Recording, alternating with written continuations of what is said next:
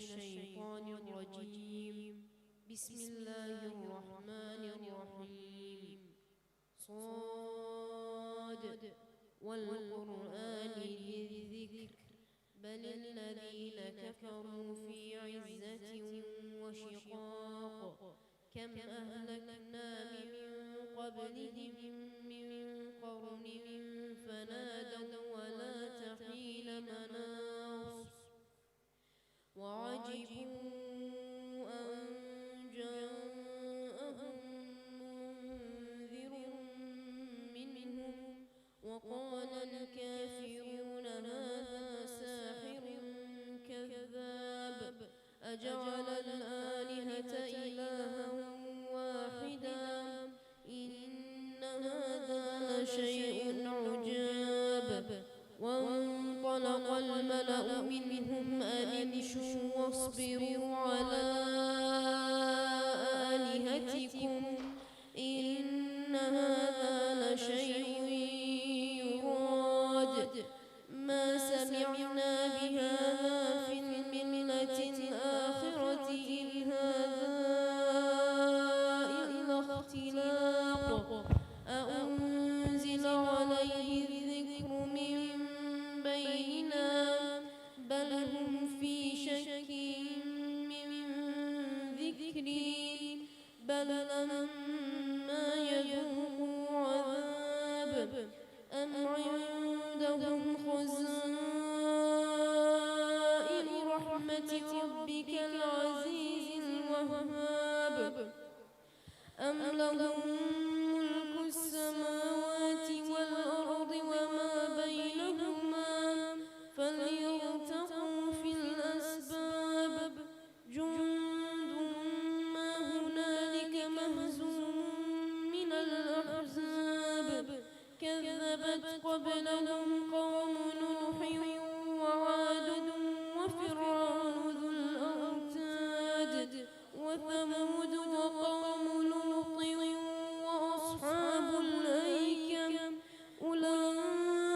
أولئك الأحزاب إن كل إلا كذب الرسل فحق عقاب وما ينظر هؤلاء إلا صيحة واحدة ما لها من فواق وقالوا ربنا عجل لنا قطنا قبل يوم الحساب اصبر على ما يقولون واذكر عبدنا داود ذا الأيد إنه أواب إنا سخرنا الجبال معه يسبحن بالعشي والإشراق والطير محشورة كل له أواب وشددنا ملكه وآتيناه الحكمة وفصل الخطاب وهل أتاك نبأ الخصم إذ تسوروا المحراب إذ دخلوا على داود ففزع منهم قالوا لا تخف خصمان بغى بعضنا على بعض فاحكم بيننا بالحق ولا تشطط واهدنا إلى سواء الصراط إن هذا أخي له 99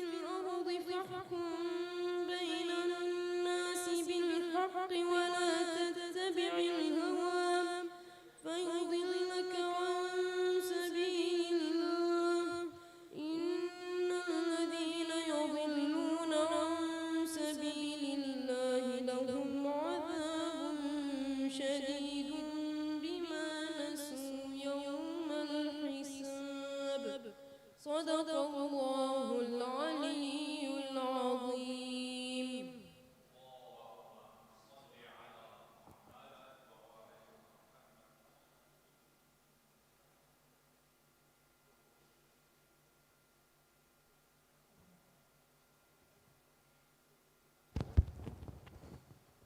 صلوا على محمد وآل محمد.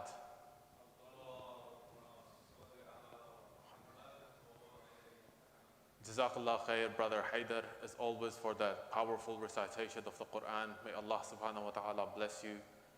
Unfortunately, tonight the brother was unable to make it for his presentation. So inshallah, we'll begin with my short segment before we move on to His Eminence, Sheikh Hamid. أعوذ بالله من الشيطان الرجيم بسم الله الرحمن الرحيم الحمد لله رب العالمين والصلاة والسلام على سيدنا ونبينا حبيبنا وحبيب إله العالمين خاتم النبيين جد الحسن والحسين أبي القاسم محمد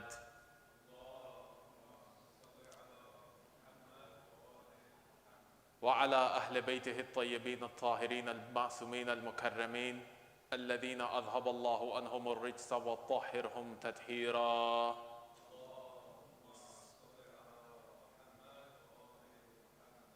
ولعنة الله على الأعدائهم أجمعين أما بعد فقد قال الأمير المؤمنين علي بن أبي طالب إنما قلب الحدث كالأرض الخالية ما ألقي فيها من شيء قبلت. In the name of Allah, the most gracious, the most merciful. Assalamu alaikum jami'an wa rahmatullahi wa barakatuh. Brothers and sisters, tonight we engage in a very crucial and interesting discussion, comparing and contrasting Islam and cultural practices. Now, brothers and sisters, I would like to begin by examining the importance of having an identity in our day and age as Muslims in this transforming world of ours, in a society that is constantly facing evolution.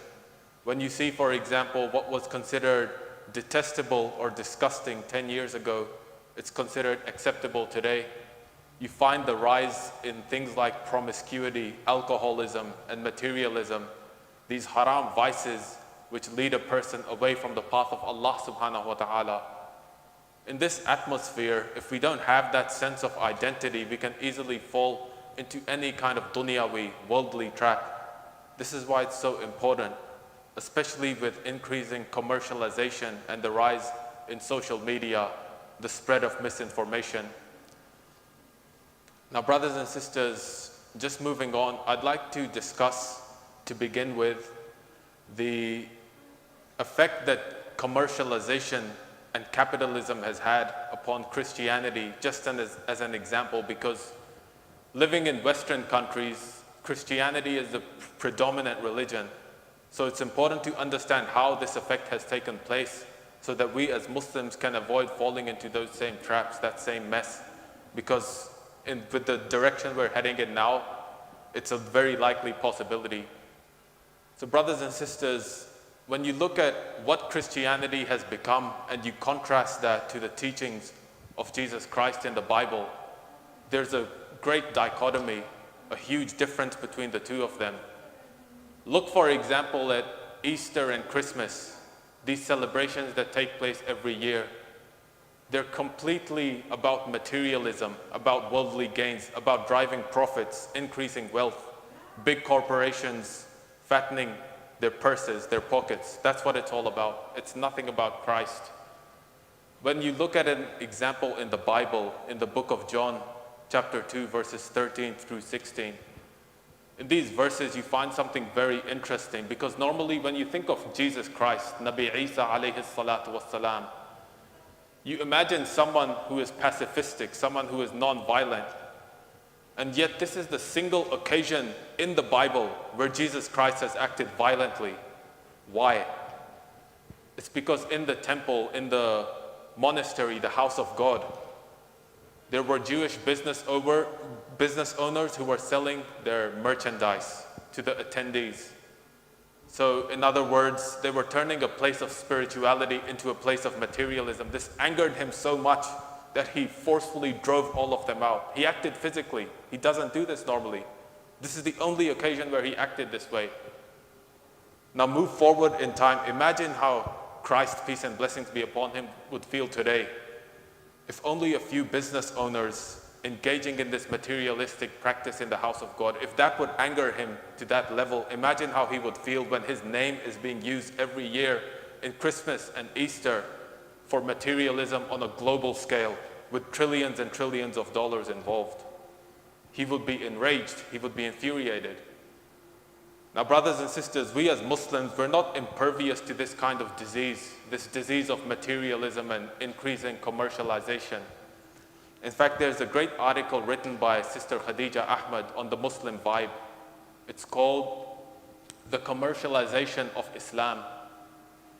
In this article, she discusses how many times, particularly in the West, in order to combat the false narrative that is perpetuated by the media against Muslims, you find some Muslims integrating or assimilating into this commercialized capitalistic lifestyle to such an extent that they forget the principles of the religion of Islam. Essentially, they're trying to divert attention away from the points that are being made into something completely different altogether, like a music video or some kind of social experiment. Now, the goal in and of itself to combat the false views about Islam, that's a noble goal, that's a righteous goal. But the means by which we go about it has to also be righteous. We have to preserve the rules of the Islamic faith at all times. By all means, brothers and sisters, we can communicate this kind of message through any medium or mode of transmission. Reach as many people as you can to combat the misconceptions about Islam, but do so in a way where you do not violate the rules of Islam yourself. That is of the utmost importance, because when we violate a single rule of Islam, it opens up a can of worms. If you can violate one rule, why not any rule? Why not violate every rule? When we open that can of worms, slowly but surely, our sense of identity begins to deteriorate, and we just become another member of society. So that's very important to remember, conserving our identity. Normally, when we think about this topic, Islam versus culture, we imagine, for example, weddings or events, programs, ceremonies which take place where there's haram, music or dancing. It's a different angle, but inshallah ta'ala, I'd like to address it in this angle, because this is a problem that exists on a much grander scale. Now, just as a final point, brothers and sisters, I'd like to mention how in our communities, the rise of social media and the commercialized capitalistic atmosphere has had this effect. So we find, for example, in many of our communities, not all of them, but in many of our communities, we tend to gear our programs towards maximizing views, maximizing applause or ratings, some kind of theater. When we do this, we neglect something that is far more important, because tailoring a program in order to gain views or ratings, that's ultimately materialistic, but our ambitions have to be spiritual in nature. Our ultimate goal is qurbatan ilallah, nearness to Allah subhanahu wa ta'ala. That is what we have to remember. And oftentimes when our people, our constituents, when they're neglected in this way, in favor of generating money, views, or ratings, when we forget what we truly stand for, the spirit of the religion of Islam, once again, we lose our sense of identity, and we lose entire generations of young people who find that they are not accepted or that they do not belong to a community, because the communities do not speak to their needs or their struggles. The communities do not have a platform for them to speak and raise questions, to raise their concerns, to have a voice. So inshallah ta'ala, with that message, I would like to close. I pray it's been beneficial to all listeners. Wassalamu alaikum jami'an wa rahmatullahi wa barakatuh. Wa sallallahu ala sayyidina Muhammadin wa alihi at-tahirin. Allahumma salli ala. Yes, I'd like to invite His Eminence Sheikh Hamid. Sorry about that.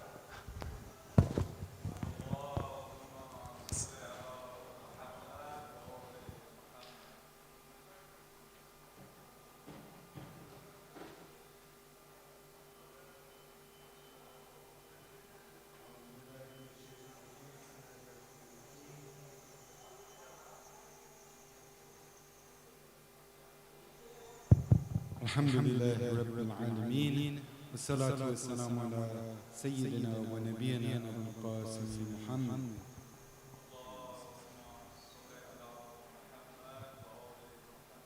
Wa ahli bayti tayyibin tahirin ma'sumin. Assalamu alaikum everyone. As always, an honor and privilege to be here amongst you. Actually, I had prepared a lecture that I think was a little too abstract, so I'm going to change it a little bit on the spot here. So inshallah, we'll be all right. But I wanted to look at culture. I was thinking about culture when Brother Hussein was speaking right now.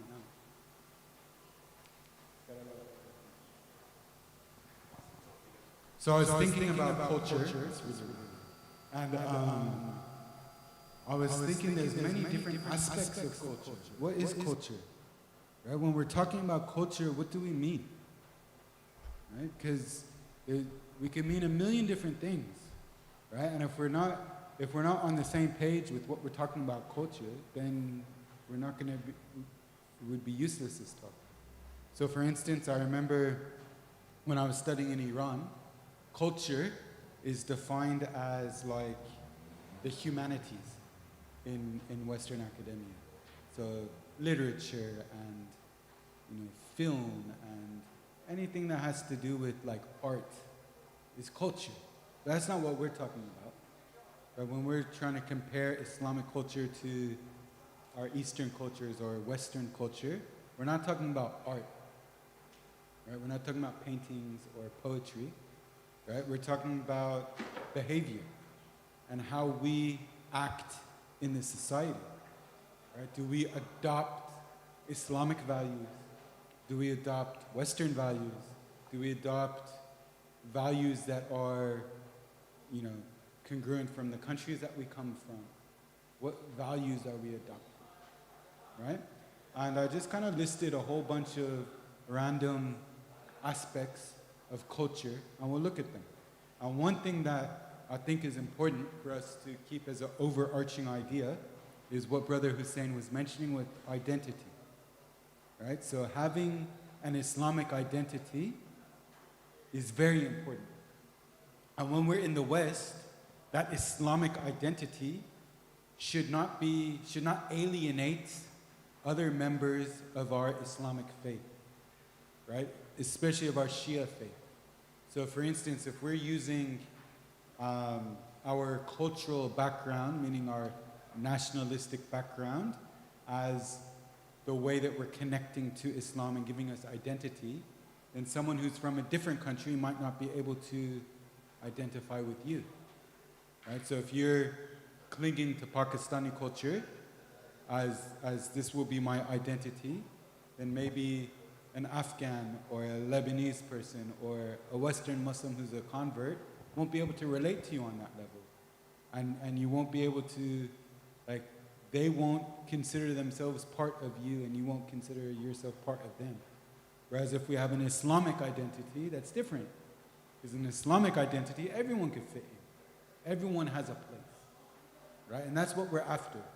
So whenever we're looking at cultural aspects, different aspects of our behavior, different aspects of how we interact with the society, we want to make sure that we're sticking to Islamic principles and ideals, and we're not alienating anyone else, right? So, and inshallah, if you guys have any questions on specific things, definitely ask them. I'm not going to be talking for too long, and then inshallah we could get into questions. All right, so first aspect of culture is something that's not really important to us on a overall level, but food. Food is definitely an aspect of culture. So in school, when you have like a class and they want to ask about culture, food is always something that's brought. In the workplace, diversity day or whatever day they call it, they always bring food from different countries. So food is definitely an aspect of culture. But when we're looking at it from this point of an Islamic identity, what are we saying here? Are we saying that we should only eat food from Muslim countries? And then if that's the case, which Muslim country? because food is very different. Pakistani food is very different from Lebanese food, very different from Iranian food. Like, is any one of these better than the other, right? So I think with food, it's pretty silly to say, nope, we have to form our Islamic identity around a certain type of food. That doesn't make sense. But we do have principles, right? So we can't just say, food is completely unimportant here, right? Because in our Islamic doctrine, there's principles with what we're allowed to eat, what we're not allowed to eat. So we have to stay within those boundaries. And I've noticed with, in my workplace, for instance, there's a few Muslims, and these Muslims only eat halal food. They don't eat pork. They don't drink alcohol. And that forms a common identity amongst ourselves. So we're all from different countries. We're from different sects. I don't think there's any other Shia there. But everyone's from different ideologies, but they're all Muslim and they all have these principles. And then whenever food is served, we're all asking for the same thing, and we form an Islamic identity block when it comes to food, right? So food can be used to come together, right? It could be used as something that we could unify about. Another one, clothing. Clothing is also important. Now, in our Islamic cultures, right, if you look at traditional clothing, you would see that there are various types of traditional clothing. Brother's wearing shalwar kameez right now.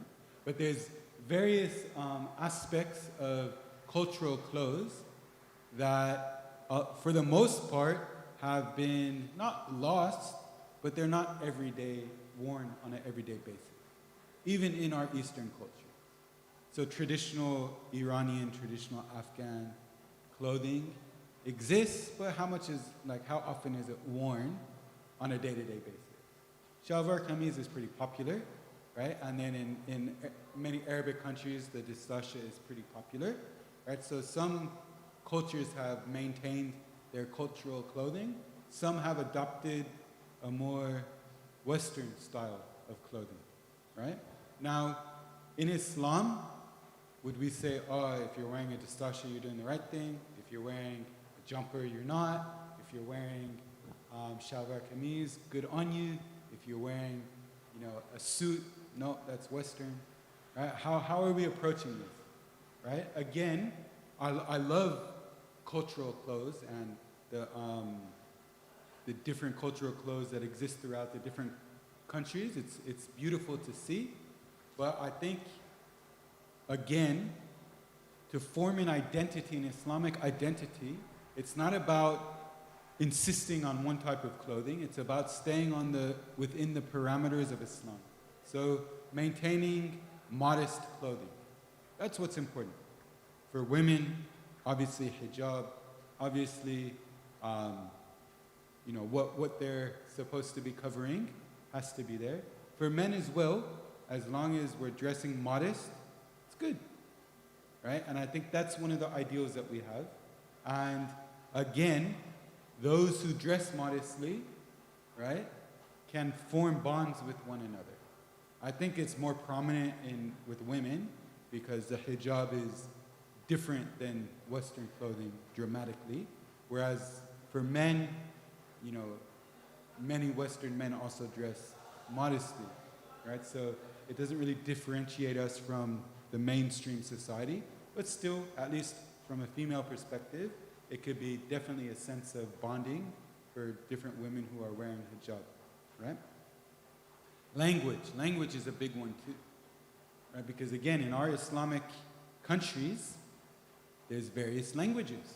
There's Arabic, there's Farsi, there's Urdu, there's Pashto. There's 100 different languages that I'm sure we could just list, right?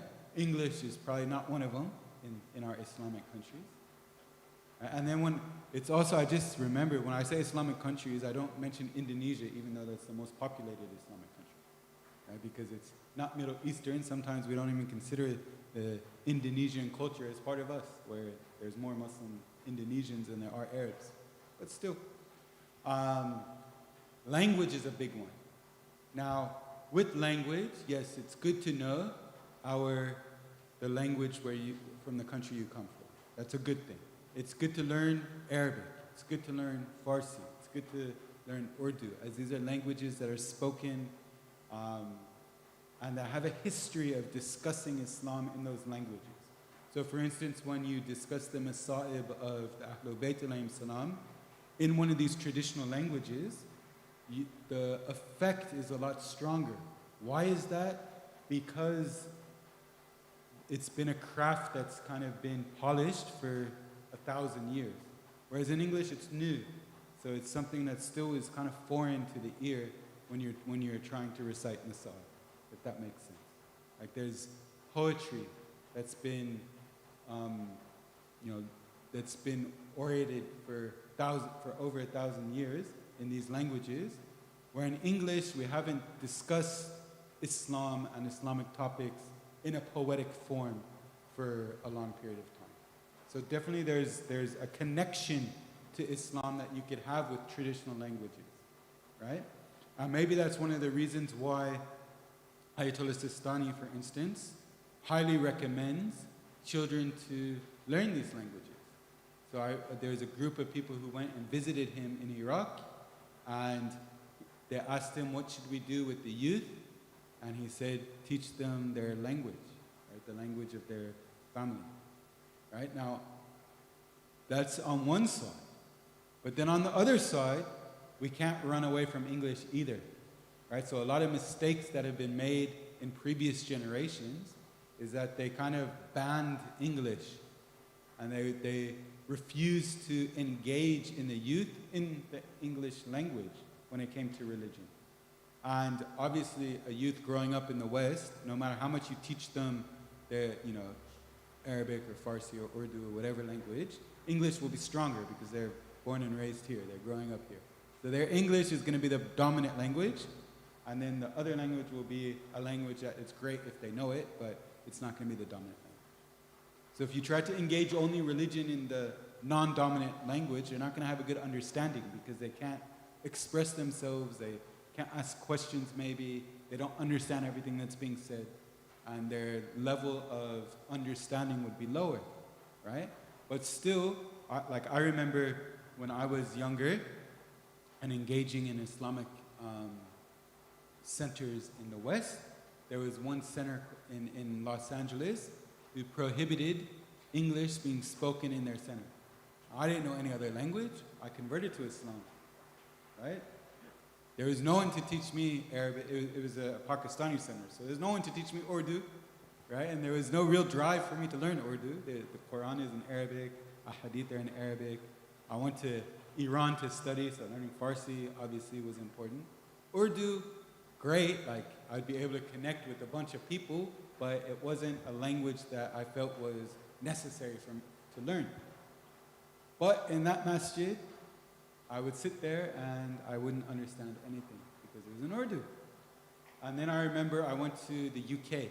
And in the UK, I went to a center in a city called Luton. And in this center, again, before me, no one spoke English. And they had a Sayyid there who would speak in Urdu. The problem is, all the people in that community spoke Punjabi. So the kids who were growing up, in the household, they speak Punjabi with each other. No one teaches them Urdu, they learn Punjabi. But then the Maulana speaks in Urdu. So they don't understand anything that's happening, right? So they're there, it's the third language that they're supposed to learn now. So English is the dominant language because they're born and raised there. Punjabi is their, the language that they speak in their home. And then the only time they hear Urdu is when the scholar is giving a lecture, right? So again, they're distancing themselves from religion in that way. So it's good to learn the language, but it's not good to be so hung up on it, if that makes sense. All right, we need English as well. All right. Another one, religious programs. All right, so if you notice, there's many different methods of presenting Islam or engaging in Islamic programs in the different cultures and centers that we have. So the way that Pakistani Shia commemorate the shahadas of the imams is different than the way they do it in Lebanon. And that's different than the way they do it in Iran. Right? So when we're talking about religious programs, are we supposed to adopt a cultural way, a way that is ingrained in one specific culture? Or again, are we supposed to look at the parameters and look at what's permissible or what's encouraged in Islam and try to stay away from what's discouraged? Now, the problem is that sometimes when we focus so much on a culture, again, what we're doing is alienating other people, right? Where we want to create an identity that everyone could share in. And that's what's important. With culture, sometimes culture is so important that, like in the centers, they're maintaining the culture is more important than religion. So I remember, again, in the States, I'll give examples in the States so I'm not attacking any centers here. But in the States, there's a center that is for Iranians, right? And it's called an Iranian Cultural Center, right? It's a Islamic center. They hold Islamic programs, but only for Iranians. And they care about what they care about is having a place where they could speak Farsi with each other, and everyone shares the same like ethnic culture, and everyone's able to communicate in that way in this center. Religion is just something on the side.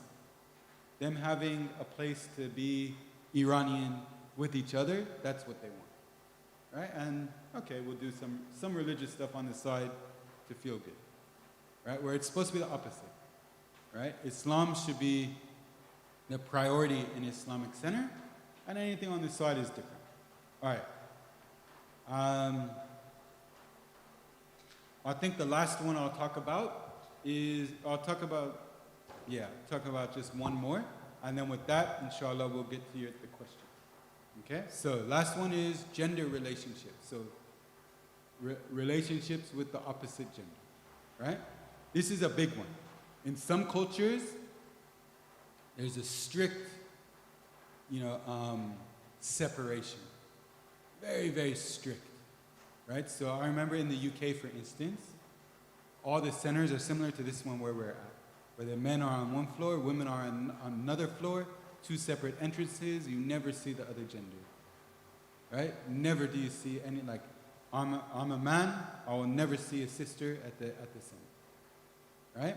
When you go to their house, completely separate. Not two different houses, but like there's one entrance for the men and another entrance for the women, and you never see each other, right? And there's positives to that. There's also negatives to that, right? Positives is you save any kind of inappropriate interaction from happening. You prevent that, which is good. But then if you take one step back and you look, well, we're living in a Western society. The sister's going to go to the shops and interact with men. The man's going to, men are going to shops and interacting with women. Like, it's not the case where the genders will never mix in the society. We're only preventing it in this one location, right? And what's the ramifications of that?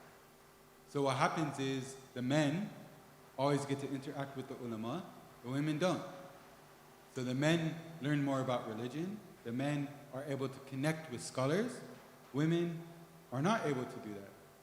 So women, in a lot of these centers, not saying here, but in a lot of the centers, women start not even listening to a lecture. There's, it's a place where they could meet each other and talk and have, socialize. But it's not really a religious gathering anymore because there's no interaction with the program. They're on a different floor. There's a TV in the background and they're watching the TV with the scholar giving a speech. No way that they could ask a question. No way that they could, interact on that level, right? So there's pros and cons. Now, other communities are different. So other communities, you'll have like a partition, and women will be on one side, men on the other, and both sides are able to engage with the scholar, right? It's a different dynamic, right? But I feel, there's more engagement on the sister side, and then the sisters are also, if they're sitting down talking and socializing during the lecture, it's a lot worse because it's right in front of the sheikh and it's loud and the men hear as well, and it's different, right? Then you have some centers that are completely mixed, where there's no partition, they're mixed in the gathering, and it's a completely different atmosphere, right? More like a church atmosphere, right? And then in these centers, a lot of problems happen. Like a lot of inappropriate interactions happen in such gatherings, right? So it's interesting to think about, all right, again, am I meant to adopt one certain way?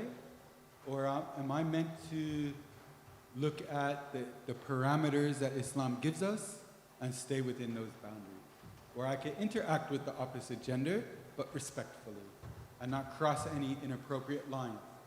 Right? Am I supposed to train myself in that way, especially living in a country where interaction is normal, right? At school, at work, when you're outside of the house, you're going to be interacting with people of different genders. So how are we supposed to navigate that? I think learning the principles of interaction and maintaining appropriate behavior is important, not hiding from one another in certain situations, but not in others, because that doesn't make sense, right? Anyways, I'm going to leave it there. I hope that wasn't boring. And as I said, this was kind of just like off the top of my head, because I had a different speech which was much more abstract. It was looking at, maybe we could discuss it another time, but it was looking at the social class system. So I wanted to take one aspect of culture, and it was the class system, and look at how different classes of people develop over time, and how they're influenced by other cultures as well, and then what the Islamic perspective is on that. So it's an interesting discussion, but it's much more abstract than what we went over right now. So I didn't know which one was better. I just kind of threw this one out there. But inshallah, with that, recital salawat, and the Sayyid will come and we'll do questions, inshallah.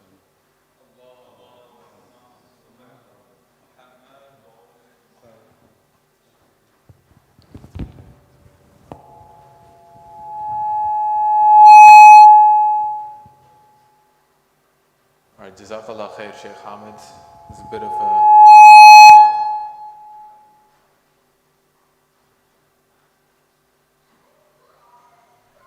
a little bit too much conflict with both mics near each other, I think. So,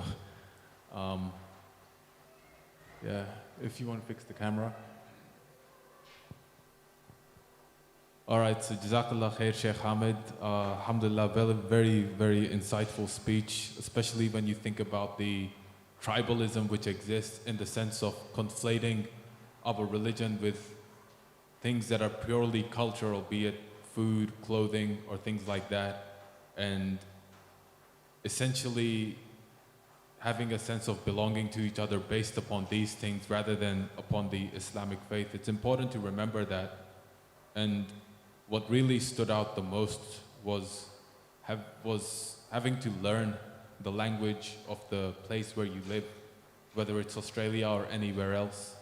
Because one brother gave me an example. He said, if you go to an Iraqi center and there's an Arabic program, you'll just find Iraqis there.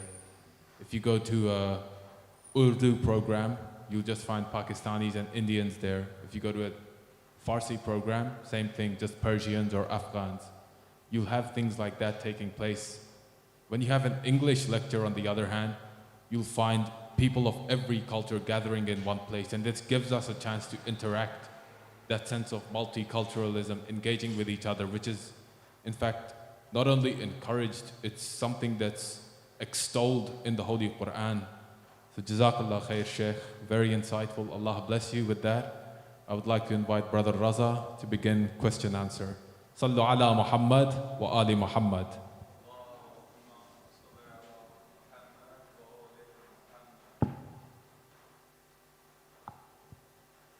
أعوذ بالله من الشيطان الرجيم بسم الله الرحمن الرحيم السلام على الحسين وعلى علي بن الحسين وعلى أولاد الحسين وعلى أصحاب الحسين.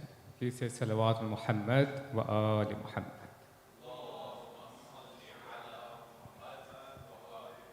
MashaAllah, as always, an effective speech given by our beloved Sheikh. Please say salawat for the health and safety for a great Sheikh. Together.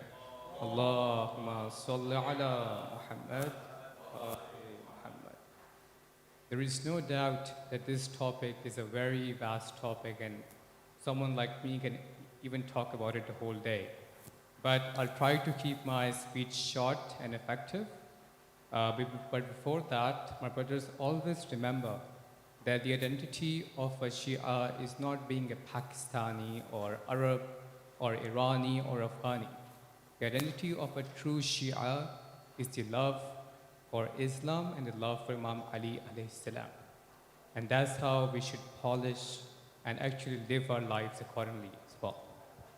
Now, the religion of Islam does not condone, and it actually condemns practices such as dishonorable honor killings, racism or tribalism, oppression of women, banning women from obtaining an education, and many other un-Islamic practices that make their way to the essentialized news of today. If a Muslim or a Muslim majority region practices these despicable acts, it is not because of Islam, but despite Islam. On numerous occasions, authors and pundits have wrongly attacked the religion of Islam for the cultural practices of Muslims in certain places of the world. Polls and reports have shown that about 70% of the Australians' public acknowledges being unfamiliar with Islam and the true message of Islam that should be given by us.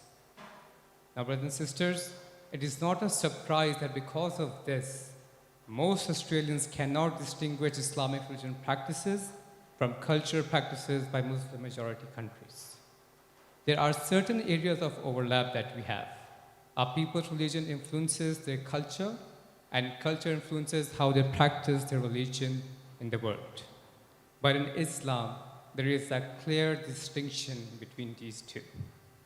In order to explain the differences between Islam and culture, I think it will be useful if you could imagine a Catholic family in South America, a Catholic family in Italy, and a Catholic family in Africa.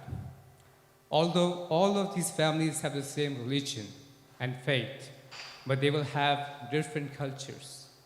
They will eat different types of food and will listen to different types of music. Their style of clothing will be different. And of course, their languages will be different as well. Now, more than likely, they will have certain culture and traditional practices that are not derived from Christianity. I think the same would be true for other religions such as Protestants, Jewish, or even Hindus. Now, the question is that what Islamic practice or Islamic culture? The Islamic practices and beliefs are those that have roots in the Quran, which Muslims believe that it is the last and unchanged revelation from Allah.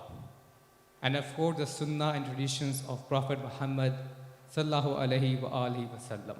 Please salawat Muhammad wa ali Muhammad.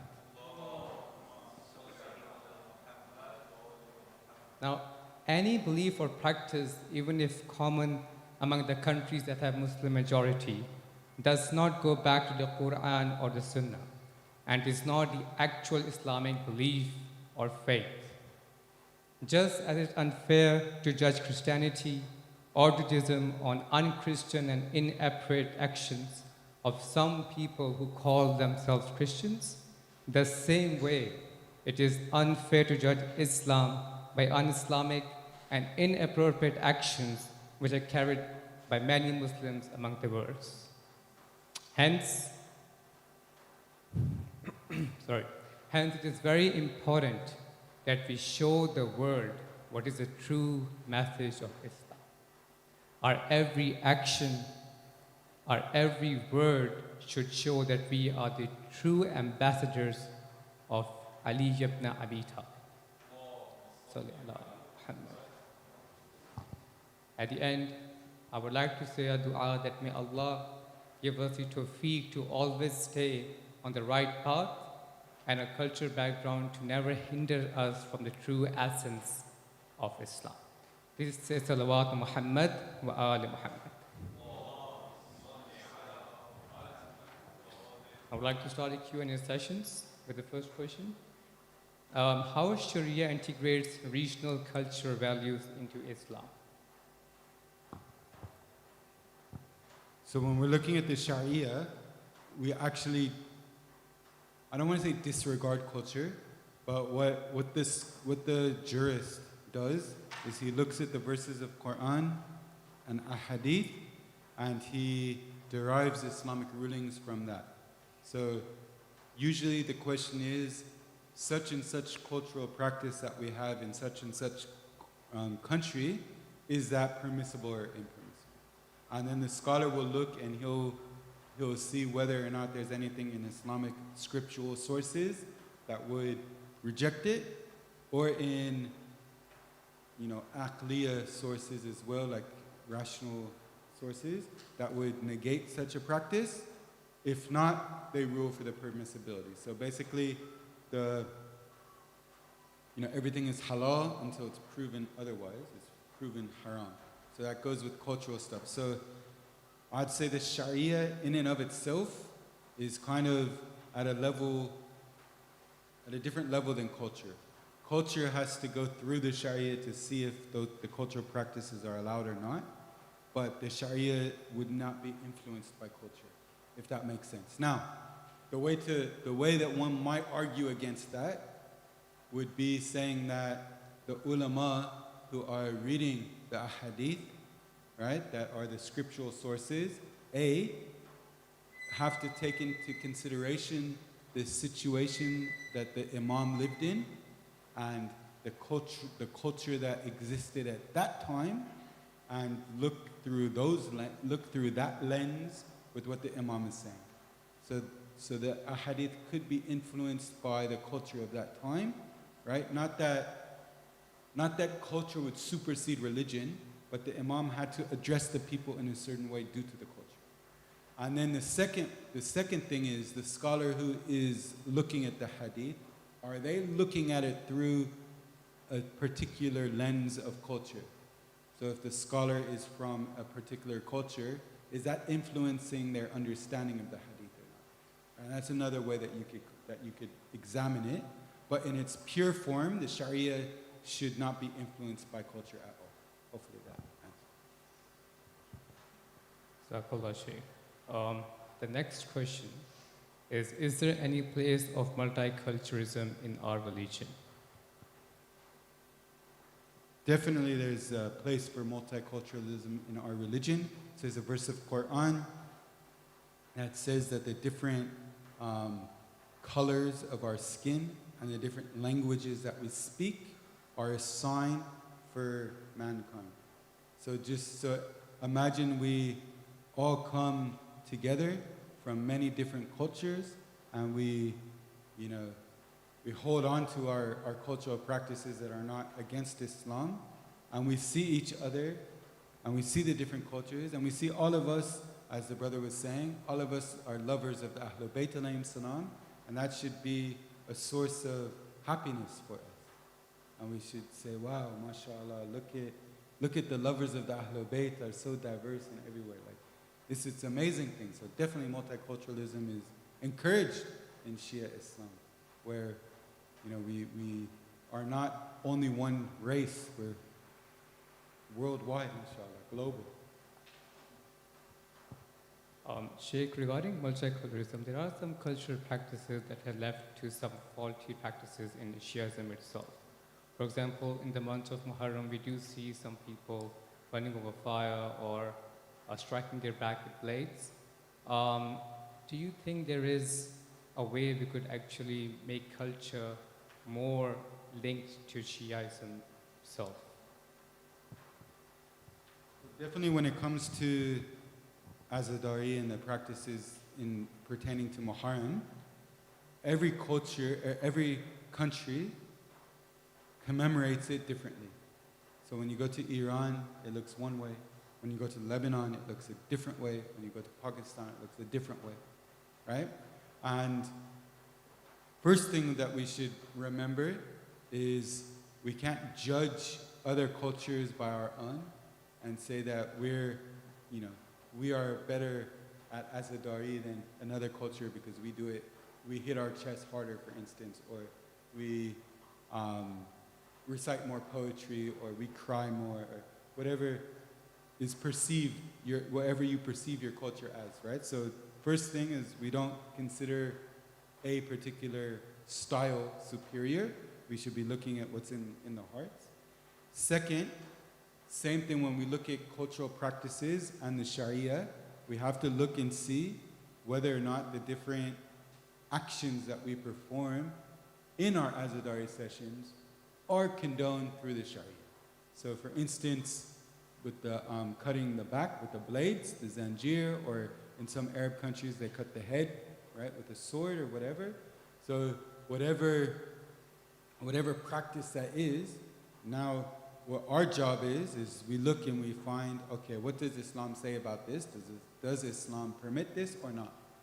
Right? So every action that we should be performing, regardless of whether or not it's part of our culture or not, we should definitely be looking at whether or not it fits within the parameters of Islam, right? And there's arguments, stronger arguments against the zanjir falling within the parameters of Islam, but there's arguments on both sides. And running over the fire, for instance, like that's something that I've seen ulama respond to and say, there's nothing that exists in any Islamic source about running over coals, that are on fire, right? Whereas maybe in some Hindu practices this exists, and maybe that kind of spilled over into Islamic practices in Muharram. Now, again, whether or not that's permitted, you have to look and see what the ulama say, right? And whether or not Islam condones it, and if it doesn't, why? So maybe it causes harm. Maybe it doesn't, right? Maybe it is disrespectful to the Ahlul Bayt, or it's not a real sign of mourning by running across, running over fire. Is this really a symbol of mourning or not, right? You have to look at all of these different aspects. I'm not going to give the answer either way, but it's for us to kind of look into more. Jazakallah Shaykh. The next question is, what is the Islamically correct way to dress for males? So that's an interesting one. There's a number of components to it that we have to mention. So first of all, what is the requirements for covering our bodies, right? And there's fiqh rulings with that. So we could look and we could actually find fiqh rulings. And you might be astonished, but wearing a shirt isn't required. So you can walk around shirtless on the streets, and you're not committing a sin according to this fiqh ruling, right? Now, that's only one aspect though.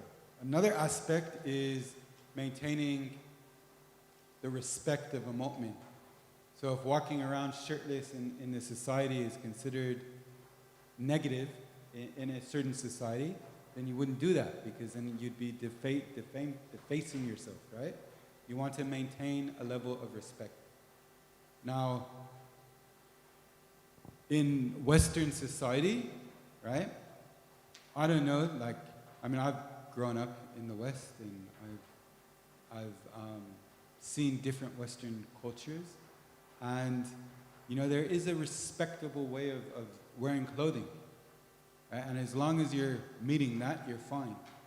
If you're wearing clothing in a way that you stand out negatively, then that's wrong, and you know what that looks like, right? So if you're wearing, let's say you're wearing a shirt that has some kind of sin pictured on it, right? So like sometimes you wear shirts with I don't even want to make examples, right? But you know what I'm talking about. If it's something that's negative and perceived as negative in the culture, stay away from But if it's something that's normal, like everyone dressed here today is dressed normally, then that's fine. And I would say just maintain normal clothing that covers the appropriate amount of your attire. I don't know. MashaAllah, Sheikh. In relation to the dress itself, there are some fiqhs who actually say that wearing a specific clothes such as wearing pant shirt is haram, and wearing pant shirts is haram, and something like such an example. I know that is wrong, but as Imam Ali said that a true Shia is the one who doesn't complain about your affairs, but actually tries to solve it. So if you, let's say if I come around a person who actually has this belief, how should I respond to that specific belief and actually correct him the way that he actually agrees to it as well?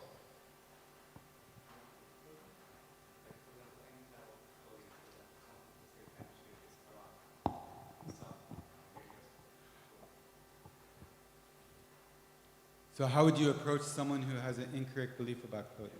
That they say you should be wearing more traditional clothing and you can't? Yeah. So look,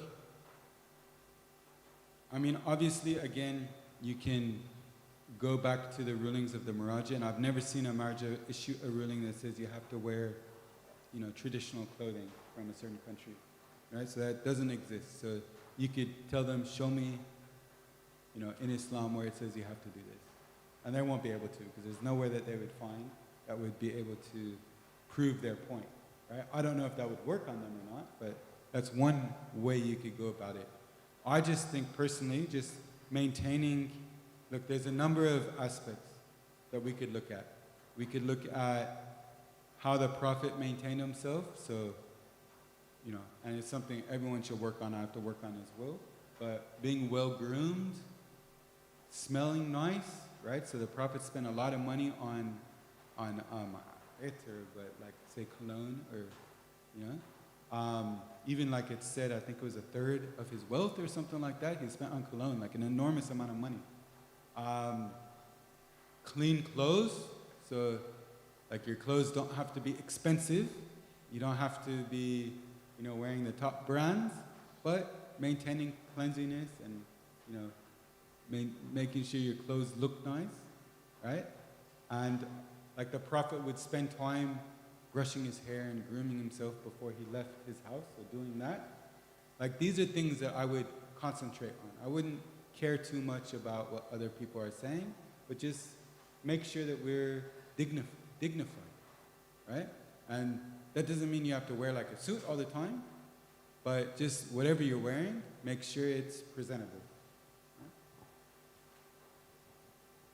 All right, the next question is, can we wish Merry Christmas to a Christian friend? What will be the best response if someone says Merry Christmas to us? Can we join Christian friend on Christmas party invitations? So yep, definitely you could wish Christians Merry Christmas, nothing wrong with that. If someone says Merry Christmas to you, depending on who it is, if you think it's a teaching moment, you can go for it, but usually I just say, thank you, Merry Christmas to you too, right? Like, be nice to people, right? Be kind. Now, going to Christmas parties, that one depends on what the party is going to involve. So if there's alcohol or things of that nature, I'd stay away from it. If it's going to be just like a lunch or something without alcohol, or a dinner without alcohol, and you're just sitting with people and celebrating the birth of Nabi Isa alayhi salam according to their tradition, then there's nothing wrong with that, right? So it really depends what's happening in that event. If there's haram things happening, stay away. If there's not haram things, then go for it. There's nothing wrong with it. Sakallah. The last question of today. How do we best maintain our Islamic obligations in a workplace that is exclusively non-Muslim? Well, here in Australia, we're pretty lucky that they're unable to overtly discriminate against you because of your religious beliefs. Maybe they can covertly, but overtly they're not allowed to. So you can take a break and pray. And you could pray wherever you need to on the workplace. You can maintain all of your Islamic principles. Like I haven't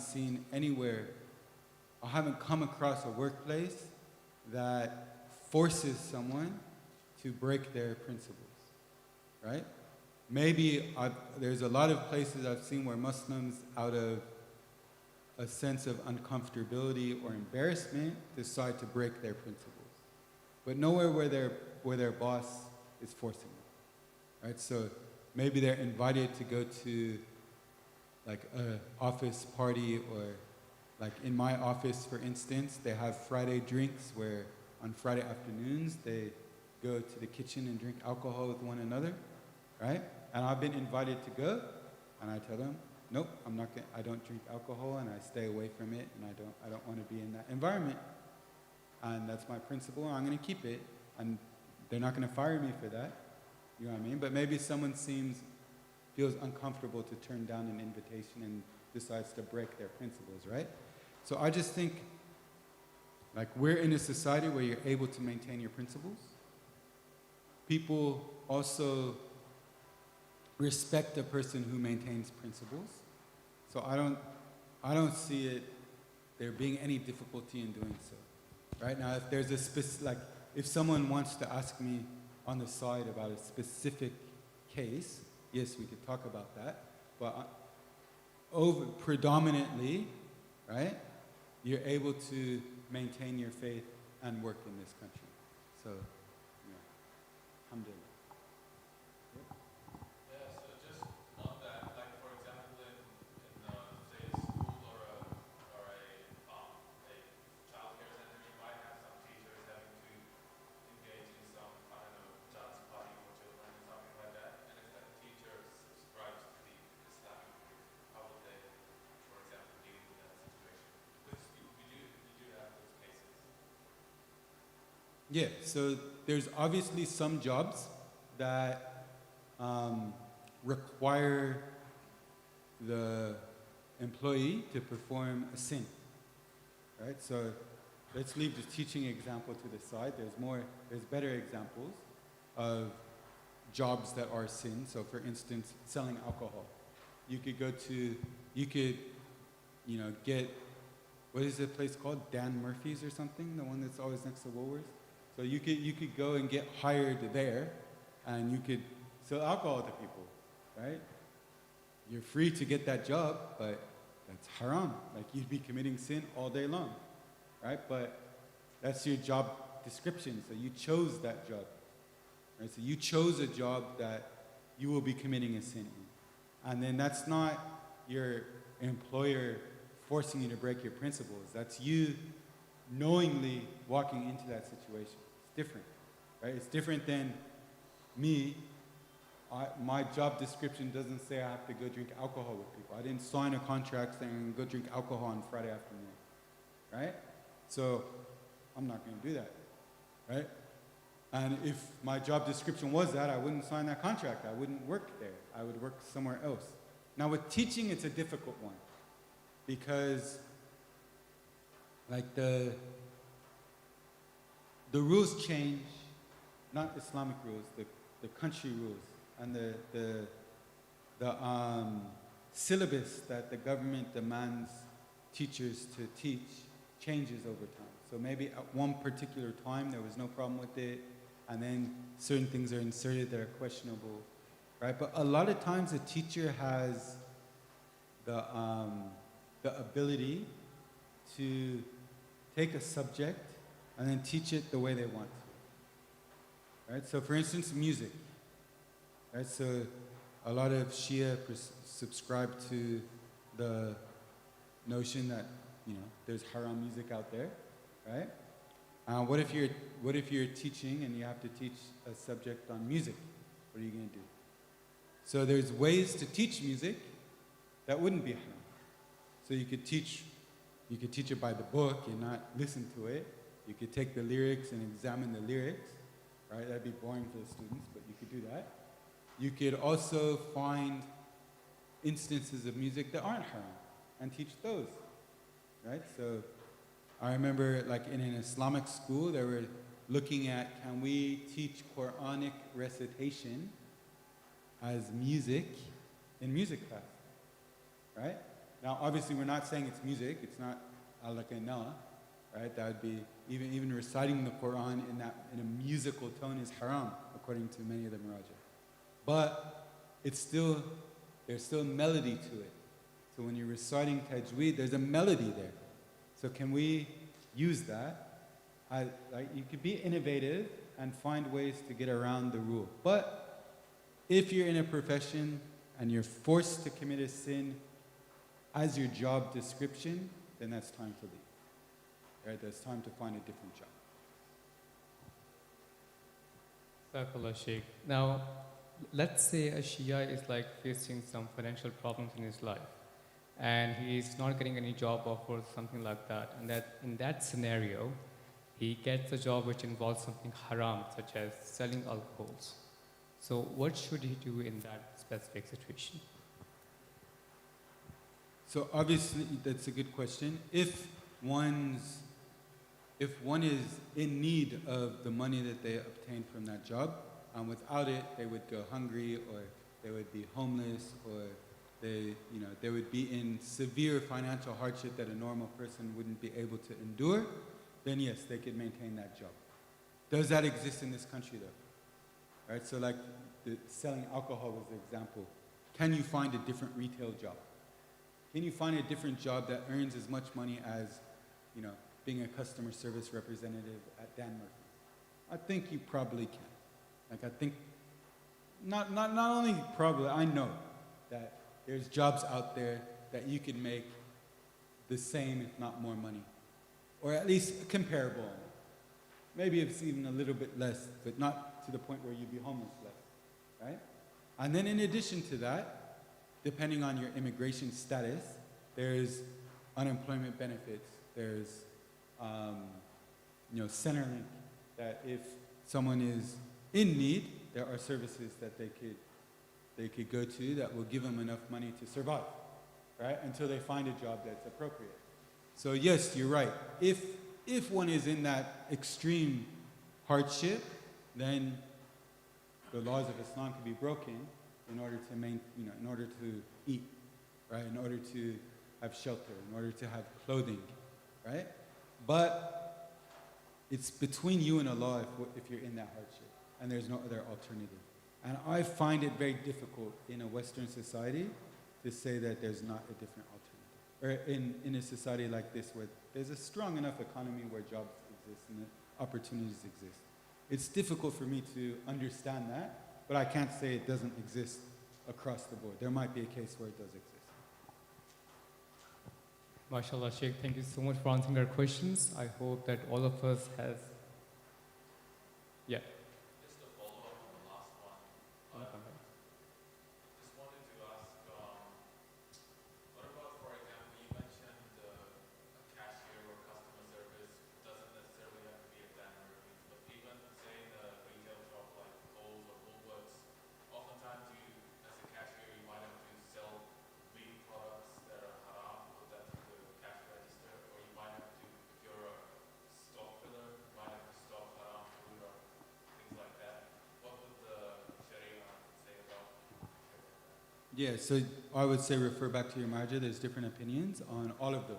So on selling haram meat to Muslims, so some Muslims don't care if they eat halal or haram.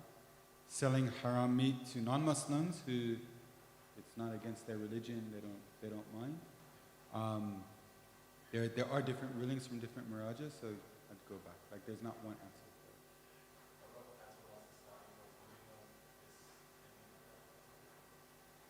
I wouldn't have it memorized right now. MashaAllah, Sheikh. Any other question for any brother? Just raise your hand. No? Okay. Jazakallah, Sheikh. Thank you so much for answering our questions. I hope every one of us has learned something new. With that, I would like to call Brother Hussain to wrap up the session. Please say Salawat al Muhammad wa al Muhammad.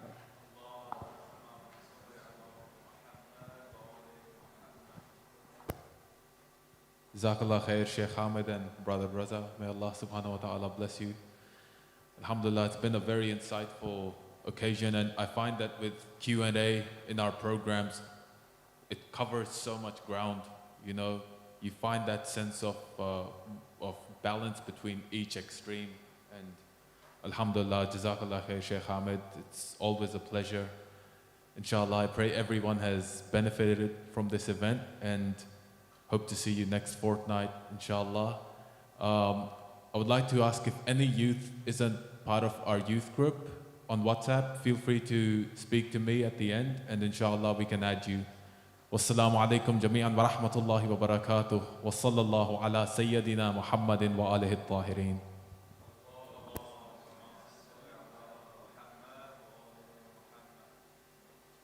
Brother Raza, just lead ziyarat.